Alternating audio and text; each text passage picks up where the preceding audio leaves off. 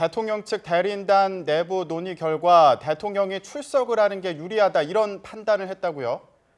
네, 그렇습니다. 대통령 측 대리인단 관계자는 이른바 중대 결심까지 포함해 대리인단이 전원 사퇴할지 아니면 오히려 적극적으로 박 대통령을 직접 심판정에 나오게 할지를 고민했다고 밝혔습니다.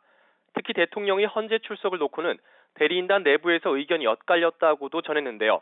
만장일치까지는 아니지만 대리인단의 변호사 대부분이 박 대통령의 헌재 직접 출석이 기회라고 판단했고, 이 같은 내부 논의 내용을 대통령 측에 전달한 것으로 YTN 취재 결과 확인됐습니다. 하지만 지금까지 대통령으로부터 헌재 출석에 대한 답변은 오지 않은 것으로 확인됐습니다. 이에 따라 이르면 오늘 대통령의 출석 여부가 판가름 날 것으로 보이는데요. 특히 대통령 측 관계자는 대통령 출석 여부에 대해선 내일 열리는 공개 변론 전까지는 알려주기 어렵다고 밝혀 대리인단이 내일 변론에서 출석 여부에 대해 직접 공표할 가능성도 있습니다. 대통령이 직접 헌재에 출석할 경우 재판부와 국회 측의 직접 신문이 이뤄지게 돼 대통령 측으로서는 부담스러울 수도 있다는 분석이 나오는데요. 앞서 대통령 측은 신문 없는 대통령 최후 진술을 재판부 측에 요청했지만 어제 변론에서 헌재가 거절했기 때문입니다.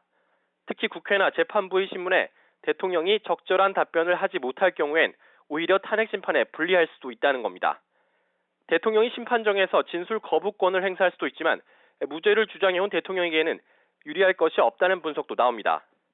이에 따라 반대로 국회 측이나 법조계 일각에서는 대통령 직접 출석 가능성을 작게 보고 있습니다. 박 대통령 출석에 대해 대통령 측 대리인단이 어떤 답변을 내놓느냐에 따라 오는 24일 최종 변론기일의 연기 여부도 확정될 것으로 보입니다. 다만 재판부는 사실상 증인신문과 쟁점 파악에 대한 논의가 마무리 단계에 접어든 것으로 판단한 만큼 대통령 직접 출석이 헌재의 일정표에 큰 영향을 미치지는 않을 것이라는 분석이 우세합니다. 지금까지 헌법재판소에서 YTN 최두입니다.